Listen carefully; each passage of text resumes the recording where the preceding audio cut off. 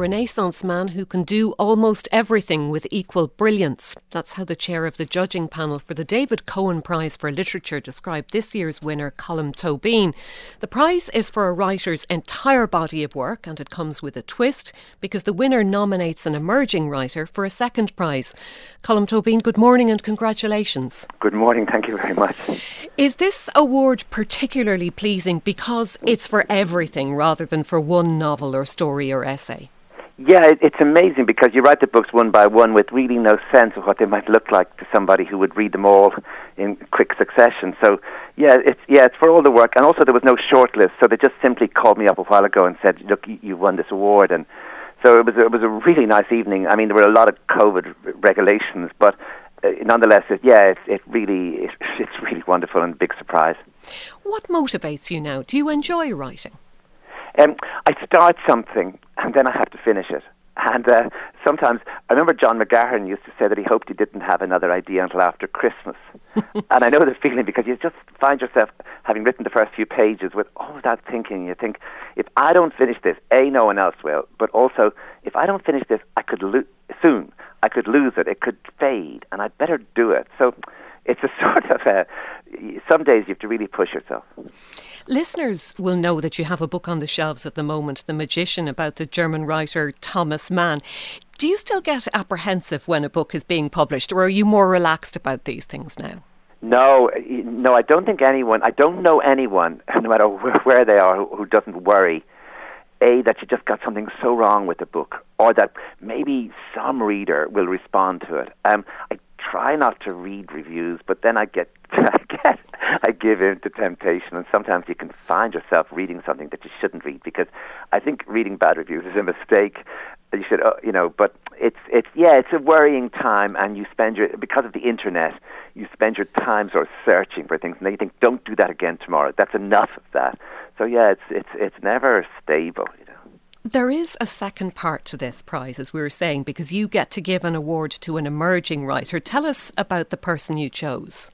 I have been following a young poet who's called Pádraig Regan, and their first book is coming from Carcanet next month, called Some Integrity. They live in Belfast and studied at the Seamus Heaney Centre. And I think, it's one of those moments where a new poet is going to come and a lot of people are going to start following their career, for book after book. I think Pádraig Regan is a very ambitious poet, technically brilliant, studied with Kieran Carson, is immersed in poetry. And it was such a pleasure because all I had to do is just say, there's one person who I think is a brilliant and, not just a promising writer, but someone who's achieved something. But his first... He's published. They published 2 pamphlets, but not a first book. So the first book is coming in January. I just thought, look, this prize could help that book, and that would be great, not just for the book, but for readers of poetry who need to know about Pádraig Regan. And Pádraig spoke to us last night about what winning the award meant to them. So significant for a number of reasons. One of which being that it was Colm Tóibín, of all people, looking at my work and saying that this work has value, that this work is interesting to him, that he thinks that this work is worth awarding. And of course, the money isn't bad, especially considering that my fellowship at Queen's is ending in January. So I'm going to be a lot more precariously employed from then, as I have been the last year. And of course, another reason why this award is coming at a very good time for me is that my book, which is titled Some Integrity, is being published by Carcanet in January of next year. So it does feel, really quite lovely that my book is coming into the world with this endorsement already attached to it. Poet Pádraig Regan. Colm, there was an interview with you, I think it was last weekend in the Financial Times, and it mentioned that you were working on a sequel to Brooklyn. Tell us more.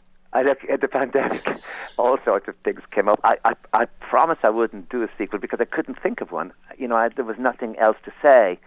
And one day I got an idea out of the blue, just in the middle of the pandemic, one of those days where you thought, well, there's nothing going to happen today. And suddenly something occurred to me.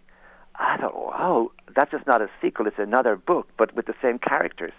And so, yeah, I've written the first 2 sections, and I really, really need to go back and work and finish the book. So you are working on that now? I am. I'm trying to finish it. Well, there's going to be huge interest in that. Listen, thank you so much for taking the time to talk to us this morning.